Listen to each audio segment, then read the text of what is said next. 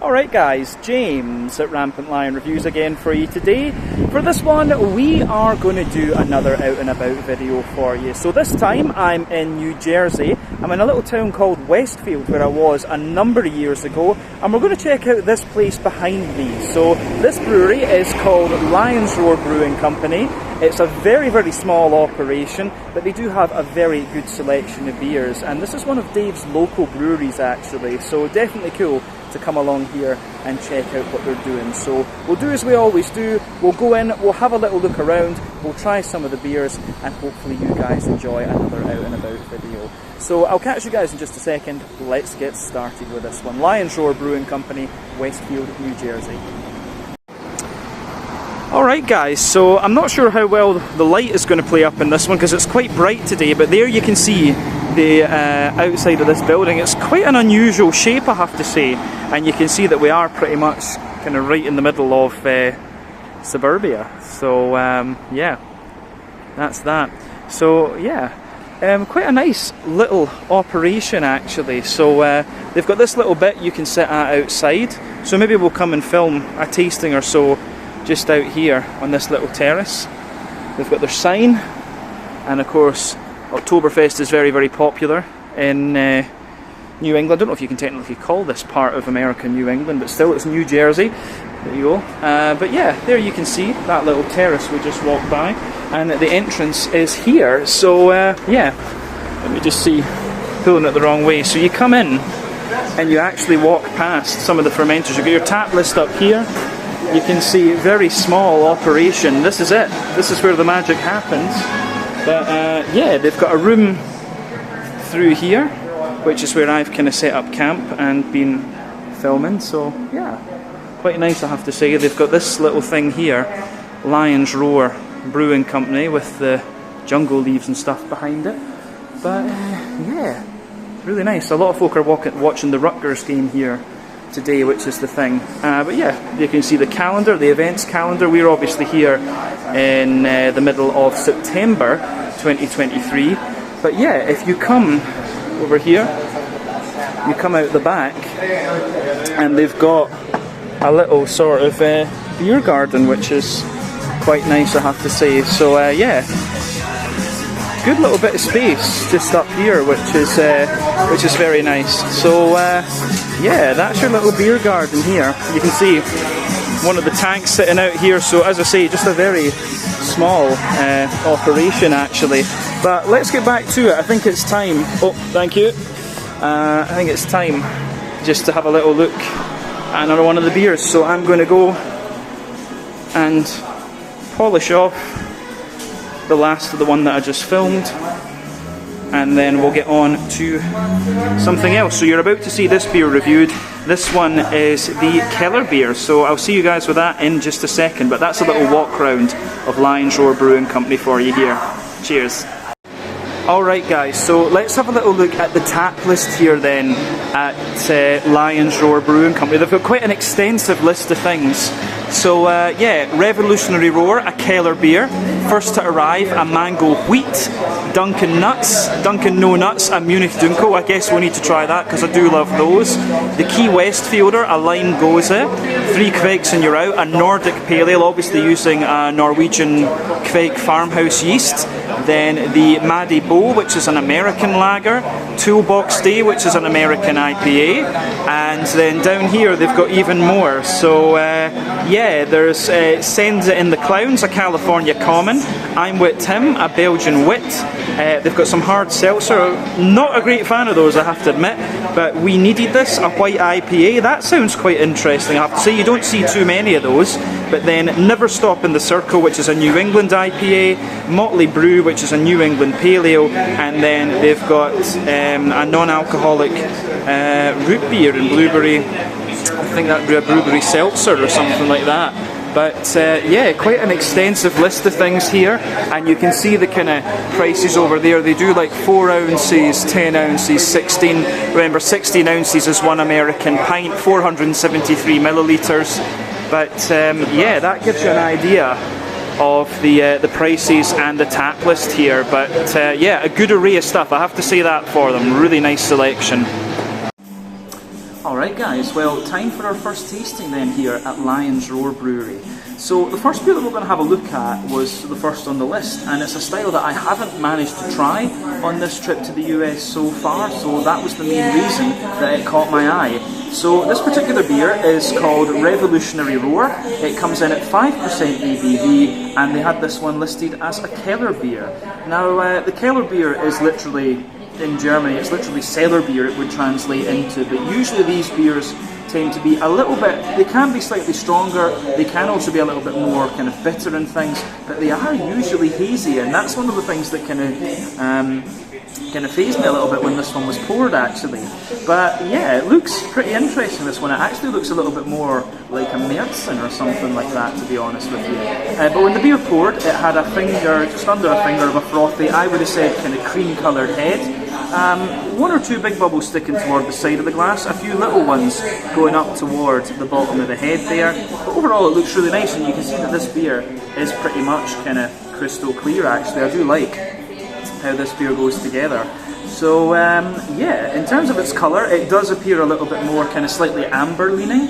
And remember, the colour of your beer depends on a few things. One, the type of malts that you use. This goes a long way to determining your EBC rating.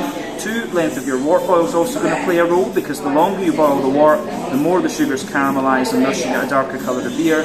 Any barrel aging that you do or any adjuncts you put in will of course affect the colour of your beer as well, but that can, you don't often have to care about that when it comes to Keller beers or lagers in general. It's not often that you'll barrel age a lager beer or put fruit and things in it, although more breweries are doing that, to be honest with you, come to think of it.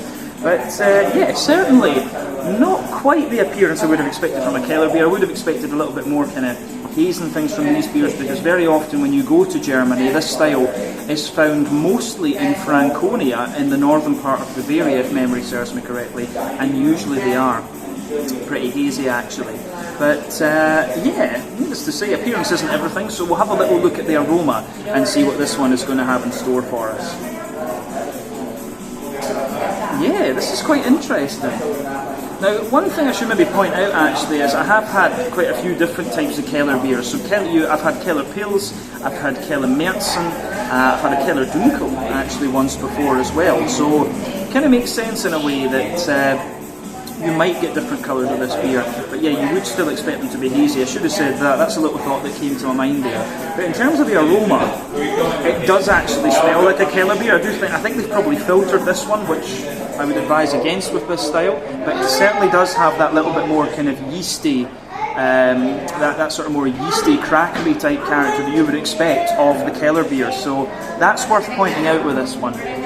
So it gives you everything you'd expect, to be honest. There's a lovely little bit of kind of fresh brown bready bread crust in there. There's a wee bit of like cracker and a little bit of wood. Quite a little bit of wood and cracker actually, especially the more that you smell of it. On top of that, you've got a lovely little bit of a kind of fresh white bready bread crust in there. So yeah, you've got a wee bit of, yeah, it's like a brown bready bread crust in the base, a little bit of a woodiness in there, a little bit of cracker, then you do get like a wholemeal brown bready character for sure. Some more white bready notes as well. It's almost got a kind of wet cardboardy type thing to it as well, which is kind of interesting. But then yeah, you do get a fair little bit of brown sugar out of this beer.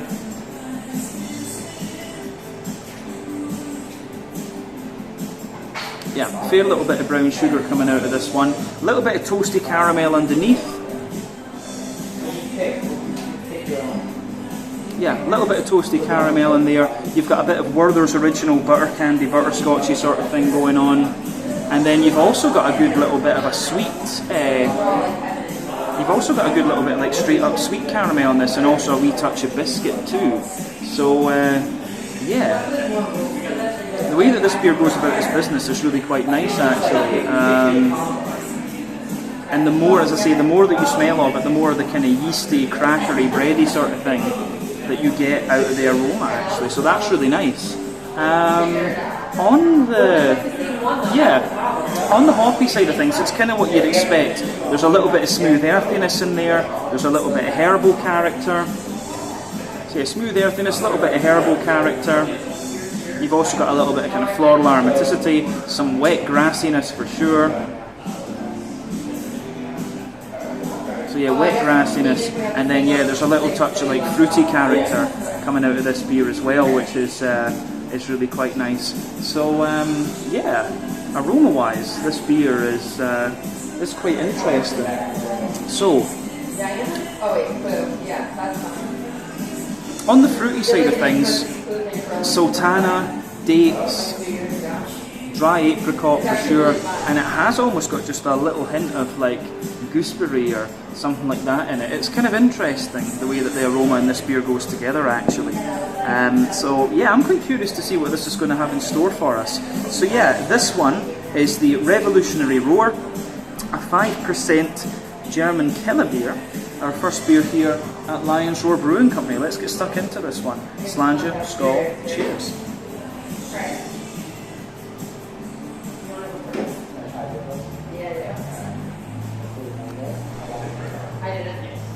Ooh, yeah. That's pretty nice. It is definitely, when I think about the flavour profile coming out of this one, it's definitely like a Keller Märzen. I would definitely say that.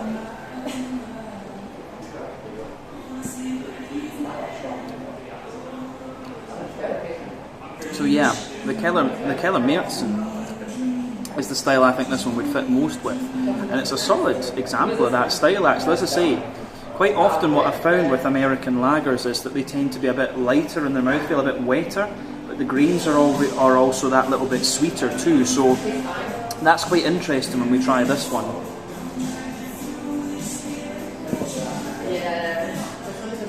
So yeah, for me,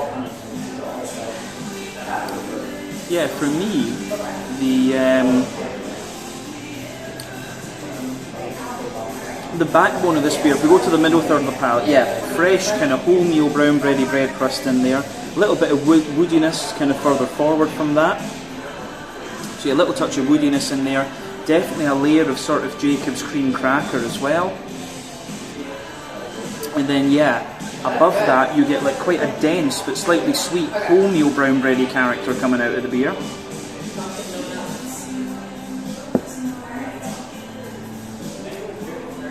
So yeah, definitely a little bit of that kind of wholemeal brown bready sort of thing coming out of the beer. On top of that, you've got a bit of a kind of white bready character as well, which is great. So yeah, soft kind of white bready character in there. On top of that, there's a little bit of a kind of toasty, brown sugary sort of thing in there. You get a little bit of nuttiness out of this beer into the aftertaste as well, which is quite interesting. So yeah, wholemeal brown bread, soft white bread, a little bit of toasty brown sugar, and then yeah, above that you start to get, there's like a little circle in the middle of your palate, so it's a kind of Werther's Original sort of thing in the base, so lovely kind of Werther's Original butter candy, butterscotchy sort of thing. Straight up caramel in the middle of the palate, and then a wee bit of a McVitie's digestive biscuity malt just coming out of this one. So yeah, the way that this beer goes together I think is really quite nice. Yeah, honestly, that's quite, the beer, it does get more and more Keller-like into the aftertaste. That's quite interesting. Back third of the palate's quite similar. You get a little bit of a kind of dry bread crusty base in there. It feels drier than in the middle third of your palate. And remember, sweeter flavours tend to come out further forward on the tongue, drier flavours come out further back. So lovely little bit of a kind of fresh brown bready bread crust in there. Jacob's cream cracker for sure. Then you can feel the wholemeal brown bready layer is there, that's a little bit lighter and more airy. Then the softer white bready layer just kind of sits above that. And then some of the kind of drier, more toasty aspects of the brown sugar sit there too. And then you've got the yeasty character coming out of the beer, which is really nice.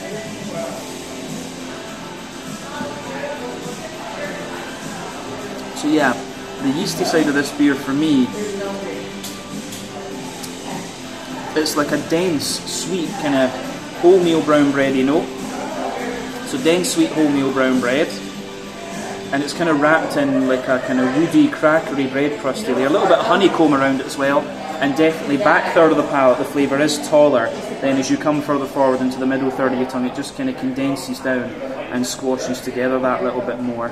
So yeah, the way that goes together is quite nice in this one. On the hoppy side of things then, back corners of the palate you've got a nice little bit of earthiness in there. As you move further forward, it gets that little touch herbal, and as you push toward the kind of front corners of your palate, you get a little bit more kind of floral aromaticity out of this one, but it's quite a wet green component overall. Round the front curve of the tongue, it's a little bit lighter and more grassy. It is showing you typical German noble hop type quality, so I wouldn't be surprised if it was German noble hops in here. But let's have a wee look at the front third of your palate then. So the border region between front third and middle third of your palate, you get that nice little bit of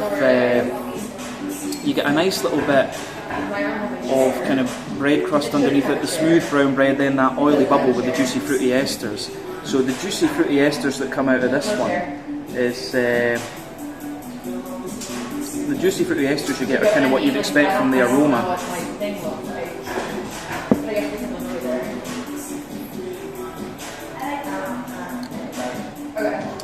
So at the back of that front third of your palate, you get a little bit of this kind of sultana, raisiny sort of thing. Yeah, dry, quite raisiny notes, I would say. In terms of the rest of it, it's quite an oily fruity character, so you get this nice kind of oily, peary sort of note coming out of the beer.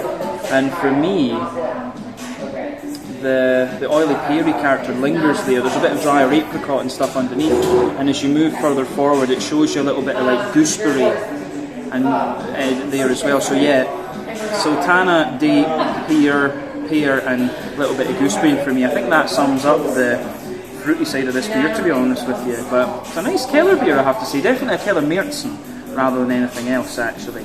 But let's round off with the mouthfeel.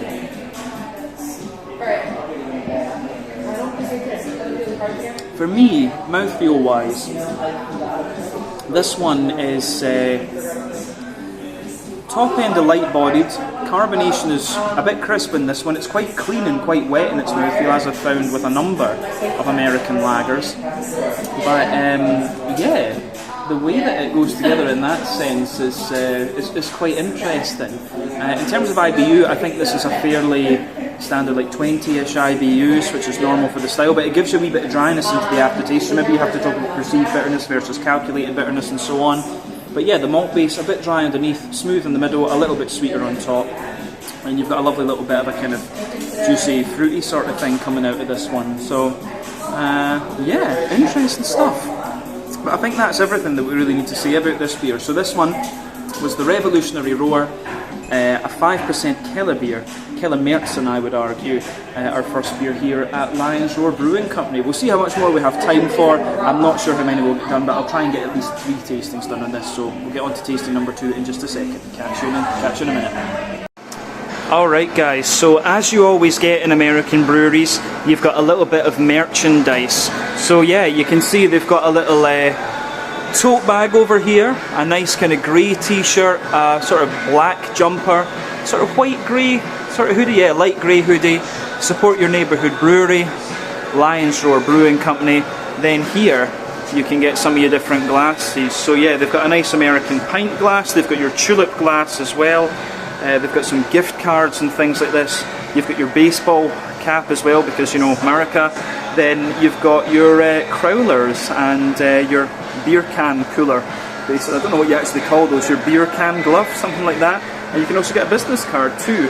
But yeah, this is quite an interesting little selection of merchandise here at Lion's Roar Brewing Company. So yeah, good stuff. Alright guys, well, time for tasting number 2 then here at Lion's Roar. So the next beer that we're going to have a look at is another style that I haven't really seen during my trip to the US so far, and this is one that's only been on the channel maybe 2 or 3 times before. Yeah, so this one is called Send in the Clowns.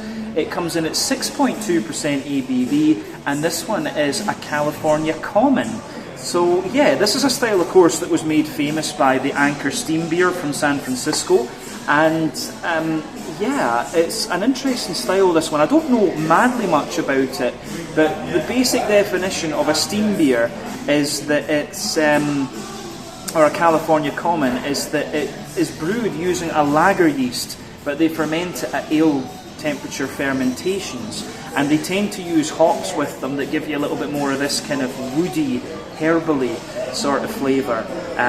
So yeah, things like Nugget, Northern Brewer and stuff like this are quite popular to use with these kind of steam beers or California Commons or whatever you want to call them. So yeah, 6.2% ABV, it is a little bit stronger. I was surprised at how dark this beer was actually, but in terms of the pour, this is a half pint, this one, but this one had about a half finger of a frothy, I would have said kind of creamy ivory coloured head. It looks quite nice and it smells pretty interesting as well, but the colour of this one, I'm not sure how well you guys are going to see that. If I put my hand behind it, maybe you can see it a bit better. It's got this lovely kind of rich amber colour, a bit more like a kind of West Coast IPA or West Coast double IPA or something like that. But yeah, the aroma coming out of this is really interesting as well. Not much in the way of visible carbonation, little touches of kind of natural haze to it, but not overly much, to be honest with you. Colour-wise, as I say, a bit darker than I remember steam beers being, but as I say, I've only had a handful of these on the channel ever, so it's not a style that I'm madly familiar with. Let's have a little look at the aroma properly then and see what it's all about. So, aroma-wise, this one, yeah, aroma-wise for me, this one is quite interesting. The aroma's not too pungent. You've got a backbone of like a fresh kind of wholemeal brown bready bread crust in there. There's a little bit of like woodiness coming out of it as well, for sure. Some cracker. But it actually smells, I find this one, there's not too much to report on the malt base. Bread crust, a bit of wood, a bit of cracker, like a wet, almost like soggy wholemeal brown bread. Teeny little bit of like, there's a teeny little bit of like a biscuity caramel for sure. So yeah, a little touch of like biscuity caramel. And then, yeah, oily biscuity caramel for sure. And then, other than that, I don't know if there's too much else to say. On the hoppy side of things, good little bit of earthiness, quite a little bit of herbal character. Some of the woodiness is probably coming from the hop as well. There's a nice little bit of kind of like wet floral aromaticity in there. Then you've also got that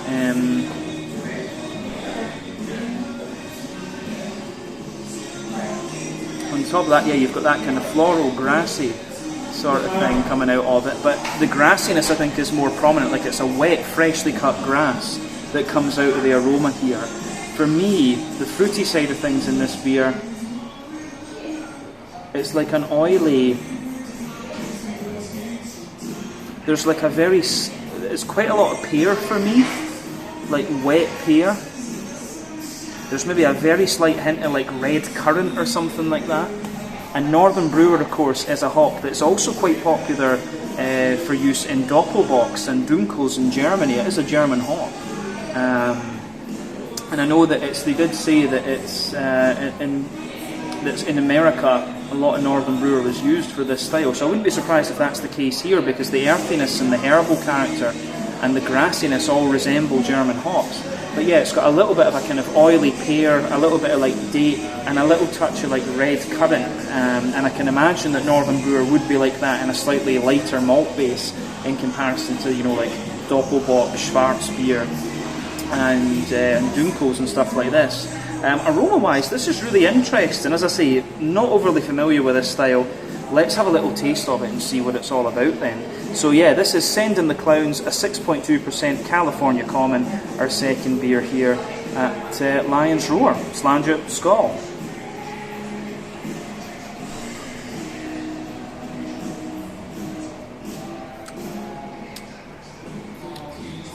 It's pretty nice.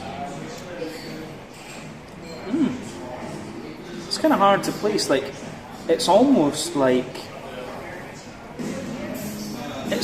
like somewhere between a German Märzen, a Vienna lager, and it's got a little bit of an almost like English bitter, mild type quality to it. It's interesting.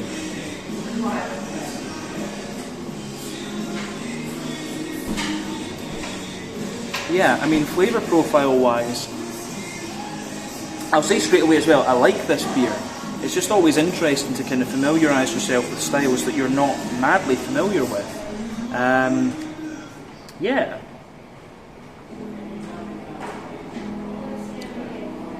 But this is good. I will say this: the quality of the beer that I've had here has been really nice so far, and we've still got another one or two to do. But yeah, for me, as I say, I'm not sure how good a comparison this beer makes in a sense. But yeah, you've got a backbone. If we just do it as we normally do, you've got a backbone of a lovely little bit of a kind of more grainy, brown bready bread crust in there. Further forward on that middle third of your palate, you get a little bit of woodiness. There is a little bit of crackery character as well, and the woodiness and the crackery notes come out a little bit more the further into the aftertaste you go.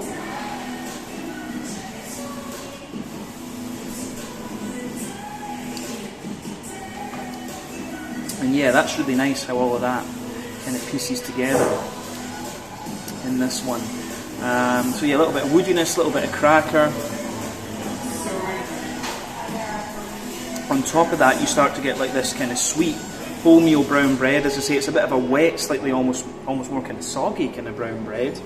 Above that, you do maybe get a little bit of a layer of like a slightly lighter and sweeter white bready character. And then yeah, there is a little bit of brown sugar sitting on top of that. Wee bit of toasty biscuit or something like that. Yeah, a little bit of kind of toasty biscuit in there. Little bit of toasty biscuit.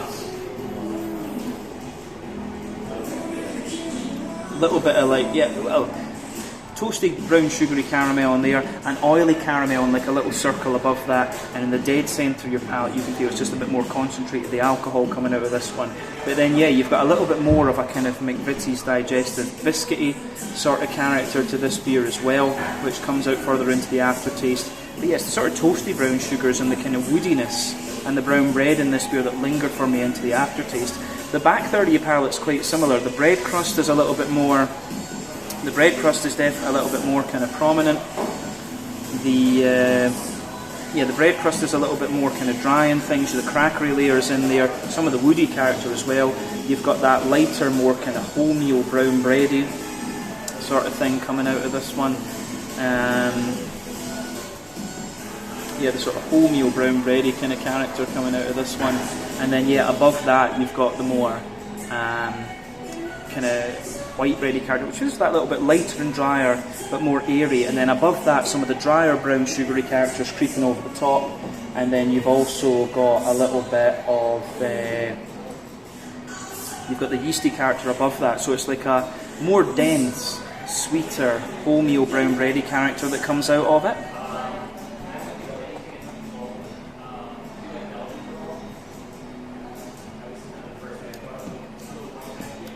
So yeah, the way that goes together is quite nice. It's got a little bit of woodiness, a little bit of crackery character, and definitely back third of your palate you can feel the flavour is taller. Then as you move further forward, it just kind of condenses down. It just kind of squashes together a little bit more. And yeah, that's good. On the hoppy side of things, as I kind of it's quite similar to what you'd expect from the aroma. There's a little bit of earthiness in there. As you move further forward, it's got a little touch of herbal character. Then as you push further forward from that, a little bit more of a kind of floral, aromatic sort of thing coming out of this one. So lovely little bit of floral aromaticity, round the front curve of the tongue, a wee bit lighter and more grassy. And yeah, the way that goes together I think is really quite nice. The hoppy side of this beer is quite nice, and again quite wet actually. Front third of your palate then, and the fruity side of the beer.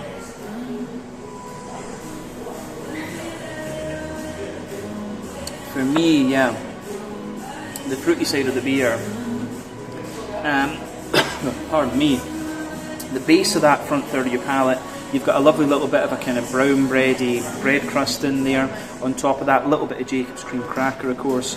Then you get that nice oily bubble with the fruity juicy esters. So yeah. So the fruity side of this beer for me, at the back of that, you've got this lovely sort of, you've got a little bit of this kind of dainty sultana type note as you move further forward. It's got a little bit more of like an oily pear. Then as you move further forward from that, you start to get a little bit of the there's a wee touch of like a very dry apricot or something in there. Then as you move further forward, a little tiny hint of like a kind of red fruity sort of thing, like red currant or slightly strawberry-ish or something like that. But that's not a surprise. If I would guess, just from the flavour, that they're probably using a bit of Northern Brewer in there, which, as I said earlier, is a popular hop for Dunkels and Doppelbocks in Germany. Sometimes Märzens too, but yeah. But yeah, this has been really interesting to try. As I say, not overly familiar with the California Common as a style. Not really popular in Europe compared to the IPAs, of course, but yeah, good stuff. That's what I like doing when I come to breweries, is trying things that you wouldn't get to necessarily try in other places. But yeah, let's round off this one with a wee look at the mouthfeel.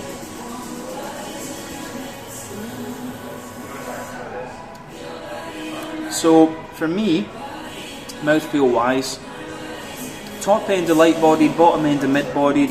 Carbonation is kind of smooth in this one. It's got a little bit of an oily slickness to it as well, which I think is great. IBU wise, I think this is maybe about 15 or probably 20 IBUs, to be honest with you. It does have a little bit of dryness to it as well, so potentially you have to talk about calculated bitterness versus perceived bitterness. That's possibly the case here.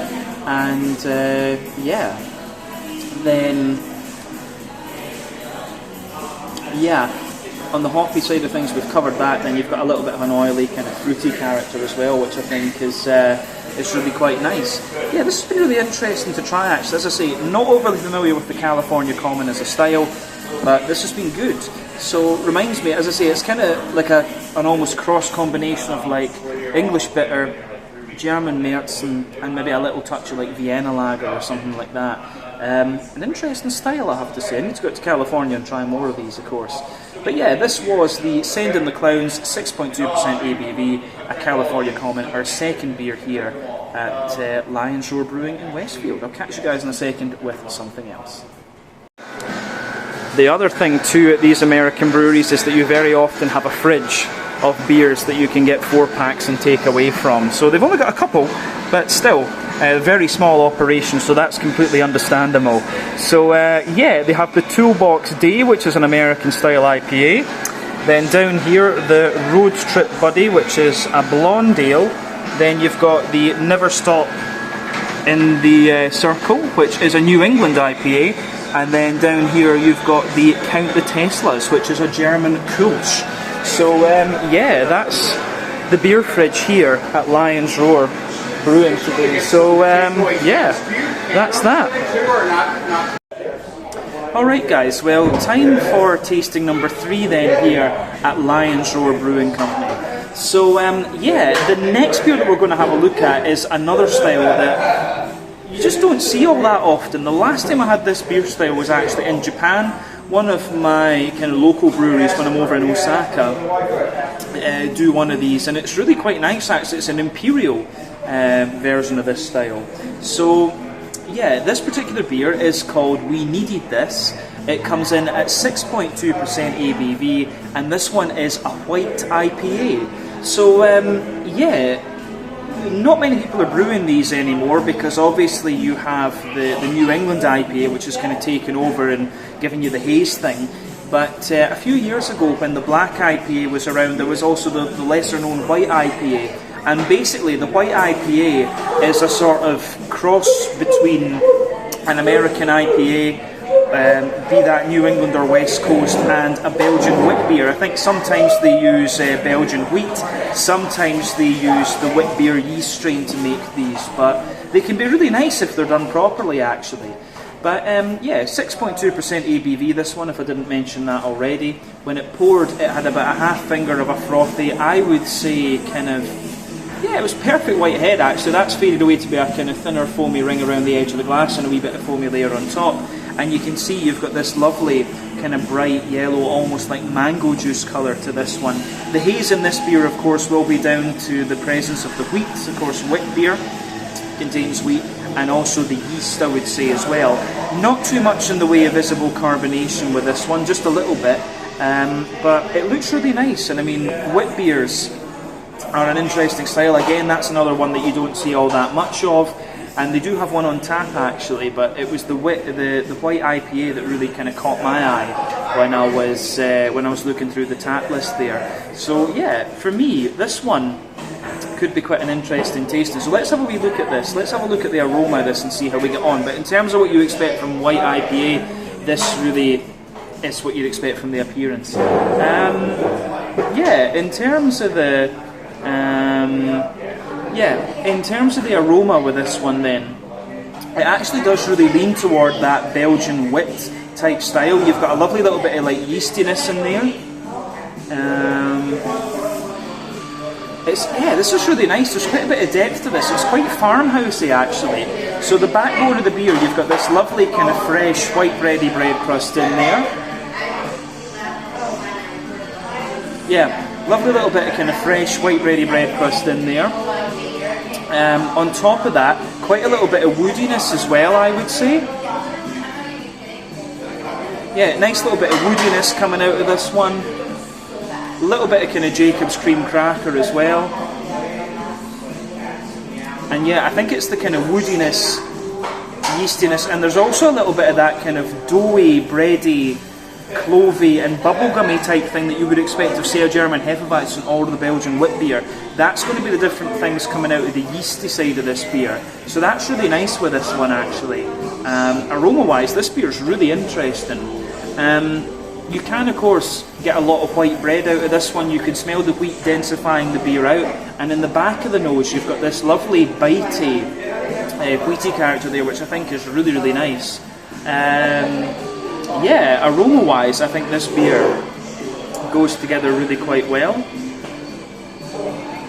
It's really interesting. I think that covers the malty and yeasty side of things. On the hoppy side of the beer, you've got a lovely little bit of you've got a lovely little touch of like earthy herbal character coming out of this one.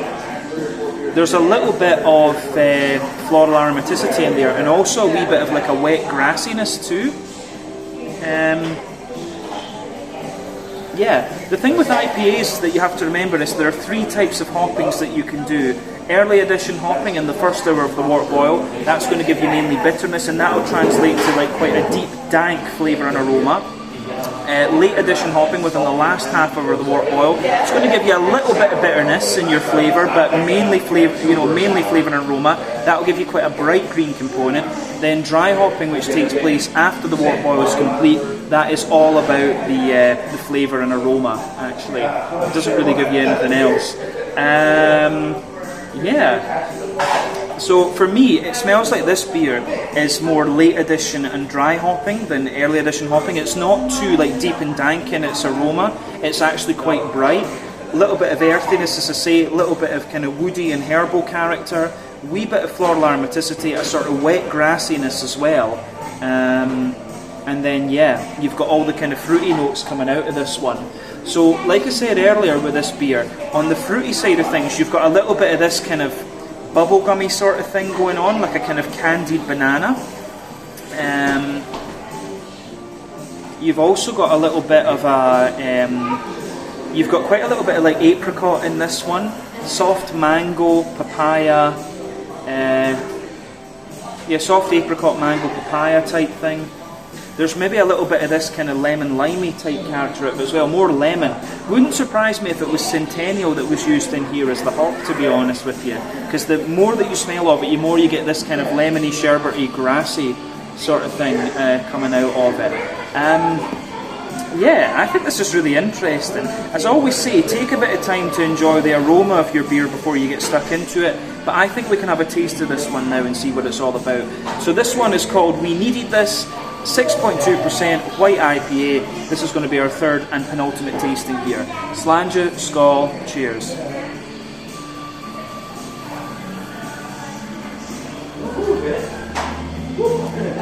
Ooh, yeah.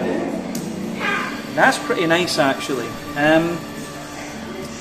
As I say, I've had this style a couple of times. You know, this is one of these other beer styles that I've only reviewed a handful of on the channel actually, so coming here is pretty interesting actually, because there's quite a few styles that you just don't see that often.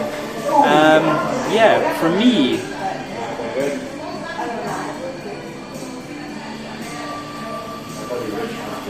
this is nice. It's got a good mix of like citrusy zest, a little bit of spice, good little bit of fruitiness. I think this goes together really quite well, actually. It gets a thumbs up from me. Yeah, interesting stuff. So, where do we start with this then? On the middle third of your palate then, lovely little bit of like a fresh white bready bread crust in there. As you move further forward, you get a little bit of a kind of woody character coming out of this one. Yeah, a little bit of a kind of fresh woodiness as well.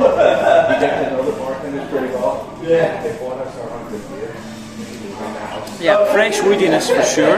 And then on top of that, like you get this kind of, on top of the bread crust, you get a bit of a crackery note. Then there's a kind of fluffy white bready layer, and you can feel above that, you get the wheaty character coming out of this beer. And the wheaty side of the beer, for me, has a good little bit of spice to it. I've said in many reviews before that American wheat seems to be smoother than European wheat, but this beer really does have a little bit of wheaty bitiness to it. So yeah, the smooth, kind of dense, wheaty white bread in this one has a little bit of a spicy bite to it. In the dead centre of your palate, you get a little touch of this Werther's Original butter candy, butterscotchy sort of thing, but the sweeter side of this beer is quite minimal, to be honest with you.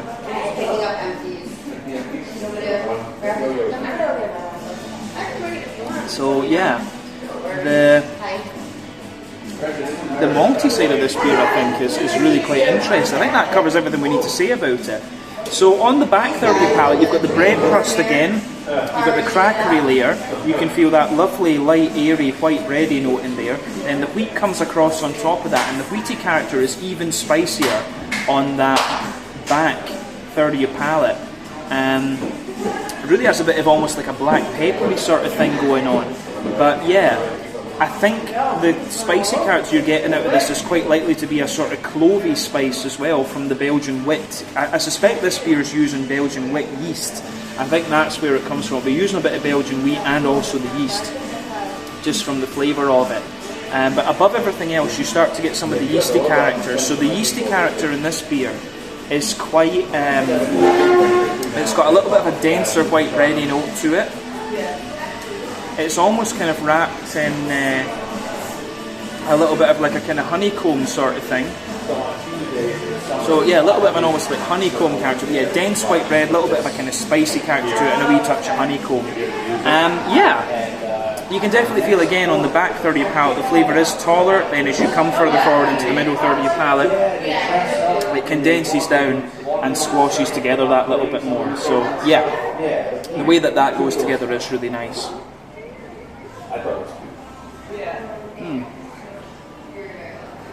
So on the hoppy side of things then, the more that you drink of this beer too, the more bitterness you get out of it. In the back corners of the palate, there's a wee bit of earthiness in there. As you move further forward, it's got a little bit of a kind of herbal character. And as you push further forward from that, you get a nice little bit of like, pardon me, floral aromaticity. And the floral aromaticity also has a little bit of spiciness to it, which I think is quite nice. Around the front curve of the tongue, you've got a little bit of a lighter, more grassy sort of note to this one, and it has a wee touch of like zestiness to it.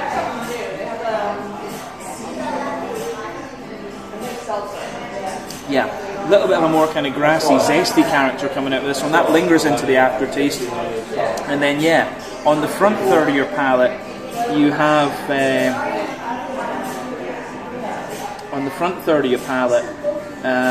you have this little bit of kind of white bready bread crust, of course, the smooth and dense white bread. Then you get that nice oily bubble where the juicy fruity esters roll their way out of the beer. So yeah, on that border region between them, you get a little bit of the kind of candied banana. At the back of that front third of your palate, there's maybe a little bit of like a sharper peach. As you move further forward, a bit of a juicy mango, maybe a bit of a more pungent, yeah, peach and passion fruit for sure, juicy mango. Then as you move toward the kind of front of that front third of your tongue, it does give you a lot more of like a sharper, kind of lemony, limey, zesty character.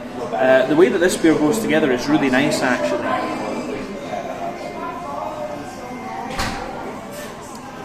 Yeah, interesting stuff, this one. Quite a bit of like zesty, bitey character to it.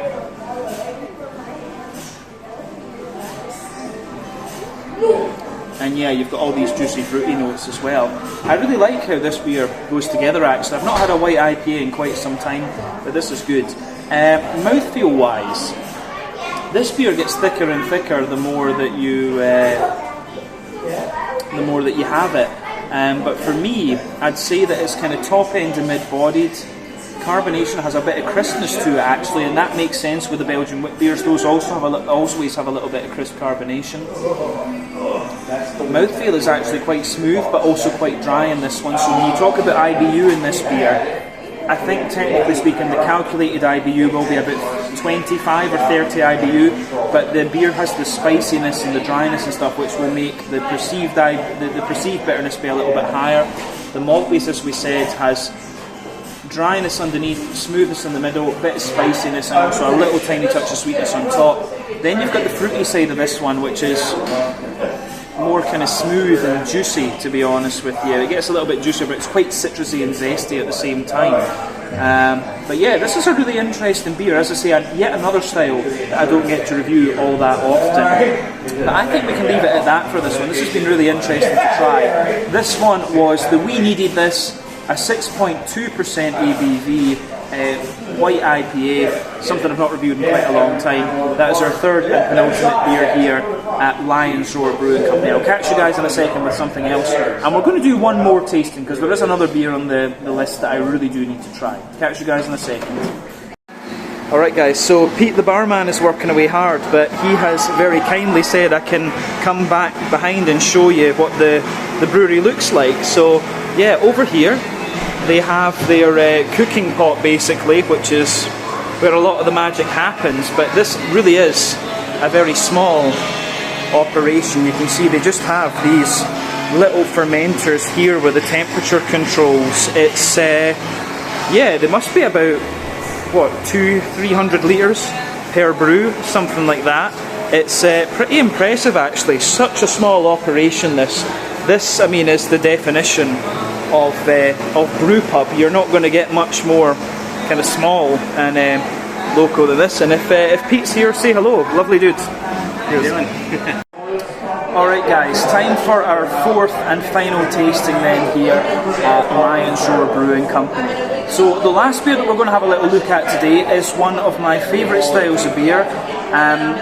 As you know, if you watch the channel for any length of time, I'm a huge fan of my German styles, and this one caught my eye as soon as it came in, but because of the dark colour, it is one that you review last. Special shout out in this video as well to Dan and Siobhan. They're sitting on the table just over there. They actually bought me this beer. I wasn't expecting that, but really cool of them to do it. I was sitting chatting away to them about different styles and so on in different places in Europe and things like that, and then I come back from being in the bathroom and there's a beer sitting for me, so can't complain about that. Lovely stuff. So as I say, big shout out to Dan and Siobhan for this one. But yeah, this beer that we're going to have a look at now, this is called Dunkin' No Nuts. It comes in at 5.9% ABV, and this one is a German style Dunkel lager beer. So yeah, at 5.9% ABV, it is actually a little bit stronger than what you would find in Germany. Normally these beers are around between like 5 and 5.5% ABV, but you know, you're in America, everything is bigger in America, kind of makes sense. But yeah, for those of you who don't know, the Dunkel lager is the sort of mahogany, chestnut, brown lager basically. There is a Czech equivalent of this style called the Czerny. For me, the main difference between the German and Czech lagers, generally speaking, is that the Czech ones are a little bit kind of smoother, more creamy and more yeasty. The German ones are a little bit drier on the malty side of things and just a little bit crisper. But yeah, the Dunkel style I think is most popular in Munich if I'm not mistaken, but as I say, I really do enjoy it. I grew up with Scotch ales and so on, so I love the big kind of brown sugary styles of beer. But yeah, when this beer poured, it came out with a half finger of a frothy, I would say kind of like fawn, slightly ivory coloured head. That has faded away to be a very kind of thin foamy layer now. There's a thicker ring around the edge of the glass which looks very nice. You can see medium-sized bubbles on the surface and foamier ones going further up. But then, yeah, on top of that, the colour for me is like a really dark chestnut stained mahogany type note. Not too much in the way of visible carbonation. It's actually quite hazy, this one. I don't know how well you can see that. If I put my hand behind the beer glass, this beer, it really has a little bit of that natural haze, so quite obviously this one is unfiltered. So I'd be quite curious to know how this brewery chooses when not to filter something and when to filter it, because the Keller beer for me should have been unfiltered. But yeah, this is quite obviously unfiltered. Not too much visible carbonation. But yeah, in terms of appearance as to what you would expect from a Dunkel beer, nothing overly surprising. But yeah, let's have a look at the nose and see what this one gives us. Yeah, for me, if I talk about the Dunkel style generally, this one is quite woody, quite bready leaning, a bit of toasty brown sugar as well. It's really nicely rounded. So the backbone of the beer, lovely kind of toasty, slightly well-fired bread crust. A little bit of woodiness in here as well. Yeah, toasty brown sugary notes coming out of this one too, but yeah, toasty well-fired bread crust, bit of woodiness. Then you've got a bit of rye bread coming out of this one. Lovely kind of sweet wholemeal brown bread, but also that sweeter German pumpernickel-y type bread as well. Nuttiness coming out of the beer too. In terms of the brown sugary notes, toasty brown sugar, a little bit more oily and leathery and stuff like this too. And usually, when you have leathery brown sugars, that's an indicator of the length of your wort boil. So yeah, you can smell this one's got a little bit of complexity to it. So yeah, definitely a bit of leathery brown sugar, toasty brown sugars too, wee touch of like treacle or molasses as the Americans would call it. And then you've got a wee bit of a McVitie's digestive biscuity sort of thing. Yeah, on the hoppy side of things, it's kind of what you'd expect. Northern Brewer, of course, is quite a popular hop to use in these. But there's a bit of earthiness, there's a bit of woodiness, herbal character as well, some nice floral notes, soft, wet grassiness, like wet, freshly cut grass. And then yeah, you've got a good little bit of kind of nice fruity character coming out of this one too. For me, the fruits, a little bit of oily plum, yeah, oily plum, bit of date, juicy fig as well, but quite dry actually.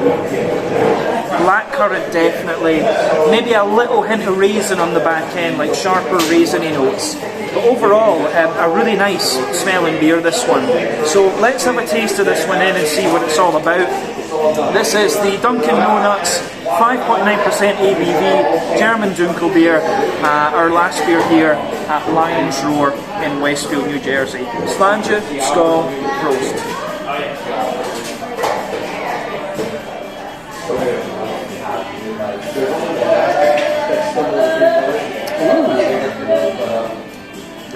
That's interesting. This one for me, I would wonder if this has got a little bit of fruit adjunct in it, because it really is. This is one of the most fruity Dunkels, one of the most fruity Dunkel beers I've ever come across. It has a little bit of this almost kind of phenolic type quality to it that you might expect of, say like a Belgian Brewing or a quadruple. It's really like figgy, and it's got an almost kind of blackberry sharpness to it. That's really interesting.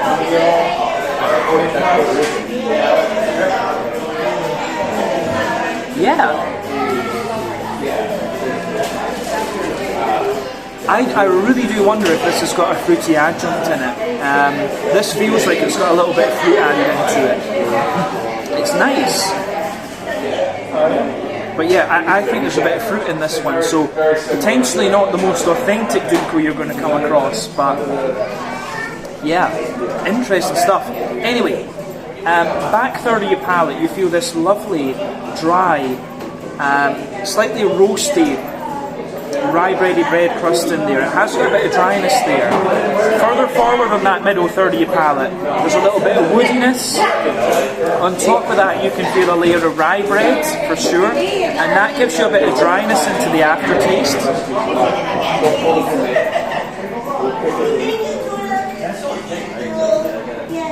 So yeah, nice little bit of rye bread, sweeter pumpernickel bread on top of that, wholemeal brown bready character on top of that, so very layered in terms of its bready notes. And then yeah, you get a little bit of a nutty character coming out of this one. Yeah, on top of all of that, there's a bit of a dry, toasty brown sugary note in there. You definitely get like a circle in the middle third of your palate too, where it's quite leathery, so that indicates like a slightly longer wort boil.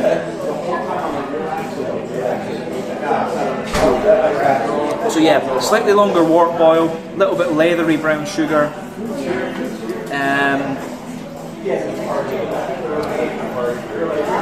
Then in the dead centre of your palate, you get this more kind of treacly molasses type thing. But yeah, toasty brown sugar, leathery brown sugar, oily kind of treacle molasses, and then you haven't got a little bit of this biscuity note to it, but like I say, the malt base on this beer is really bready leaning. It's a very, very bready leaning beer, this one. But I do like how it goes together. Yeah. On the middle third of the palate, I think that's everything we need to say. The back third of your palate then, for me, back third of your palate is quite similar. Toasty bread crust, a bit of an almost like woody, crackery sort of thing. The rye bready layer is a little bit lighter and more airy. Pumpernickelly bready character, then the wholemeal bready character. These are all drier and lighter and more airy than they would be otherwise on the middle third of the palate. Then on top of that, you've got this lovely. Kind of dry brown sugary character that just creeps over the top.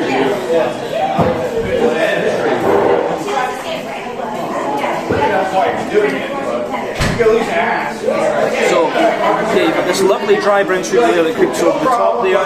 Then on the top of that back third of the palate, you get the yeasty notes, and for me, dense rye bready character, sweet kind of wholemeal pumpernickelly bread around it, and it's wrapped in a little bit of a honeycomb, and you do get a little bit of actually berry fruitiness on that back third of the palate too. But definitely back third of your palate, the flavour creeps forward, kind of is taller, and as you creep further forward, it just kind of condenses down and squashes together that little bit more. So on the hoppy side of things then, let's have a look at that.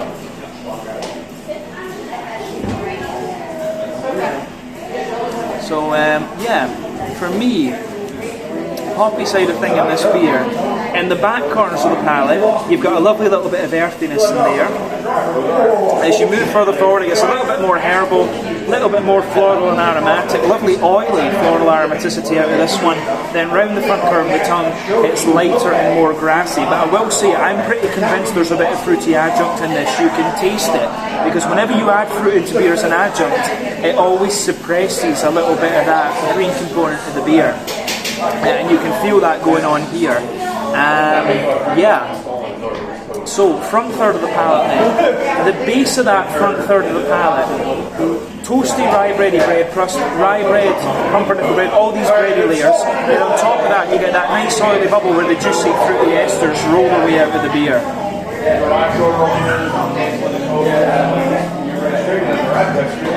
So yeah, the fruity side of the beer for me, at the back of that front third of your palate, there's a juicier plum, prune underneath. There is a little bit of an almost phenolic type quality to this one, you know, it's sort of cough syrupy medicinal. As you move further forward, juicy fig, and then as you reach the front of that,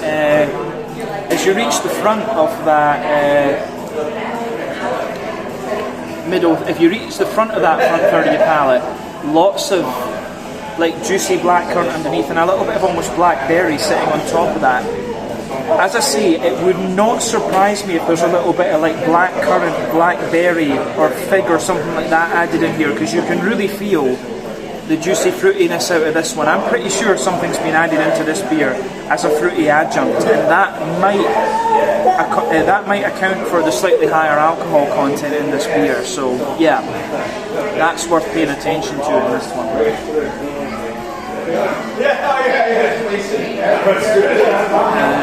Yeah, I think that's everything we need to say about the flavour of this beer. In terms of the mouthfeel, for me, in terms of the Dunkel as a style, this is quite heavy in terms of its mouthfeel. I'd say that this beer is actually pushing toward the top end of mid-bodied. So, like I say, that's very heavy. It's quite smooth, it's quite oily, the carbonation isn't too crisp. It's not too dry either, and that maybe takes it away a little bit from being a German Dunkel, to be honest with you. It's maybe leaning, in the mouthfeel wise, it's a bit more like a Czech cherry. Pardon me. But yeah, IBU wise it's quite low, about 20-ish IBUs, which is normal for the style. The malt base has dryness underneath, smoothness in the middle. It's quite dense in that bready character, as I said. Dry brown sugars on top. Then the fruitiness, as I say, the fruitiness feels really adjuncty rather than being a little bit more oily and fruity. So yeah, it's quite interesting how all of that kind of pieces together in this one. Yeah, really interesting stuff actually. This has been an interesting beer to try for sure, but I'm pretty sure there's a bit of like blackcurrant, blackberry or fig or something like that has been added in here as an adjunct. It didn't say on the board actually, but still. So yeah, this one was called the Dunkin' No Nuts, a 5.9% ABV German style Dunkel. Really interesting beer to try. That's the end of our fourth and final tasting then here at Lion's Roar Brewing Company. I nearly forgot the name of the brewery there because this beer is a bit stronger. We've had a few. It's gone to my head now. I will leave it at that for this one, and I'll catch you guys in just a second. I'll tell you my final thoughts outside the brewery in just a little moment. Catch you guys in a wee second. Cheers just now. Alright guys, well that is my time finished then here at Lion's Roar Brewing Company in Westfield in New Jersey. So I actually spent about 2 hours or so here before my friends arrived for their rehearsal dinner, as you would call it in America, the sort of pre-wedding party. But yeah, in that 2 hours I got to review a good few different beers. So we started off with the Keller beer, which was quite interesting. That one, it was a little bit more like a kind of Keller Märzen, and it was filtered as well. So that was a little bit different from the Keller beers that I've had before. Then we had the California Common, which is a style I'm really not familiar with. That was really interesting and quite kind of educational in a way. Then we went on to the White IPA, which I really quite enjoyed actually. Very filling beer though, that one, I have to say. And then we finished off with a little look at the German Dunkel beer, which I'm pretty sure had a little bit of fruit adjunct in it. And that one was very kindly bought for me by Dan and Siobhan, who I just got talking to when I was filming in the little front part there. But I stayed in the one place in this video mainly because it was quiet there. The other parts of the bar were a little bit louder, so I stayed there and filmed everything in the one place, and it worked out quite nicely, I thought. But it was really nice to come here. The beers were quite interesting. They had that little bit of rawness to them because it's a very small operation, so they almost kind of felt like they were home brewed in a sense. So I did quite enjoy that, and we got to try quite a few different styles that normally I wouldn't get to review. So yeah, very positive things to say about my time here at Lion's Roar Brewing Company. All the people behind the bar that I met were really nice. In total I spent, I think it was $23 for all the beers that I drank. So that translates to roughly 230 Swedish kroner, about 20 euros, £18 sterling, something like that. So for having been here for a few hours, having had 4 beers, I thought that was pretty decent, to be honest with you, although I didn't pay for one of the beers. And then we had the kind of after party with for Dave and Marielle's rehearsal dinner afterwards.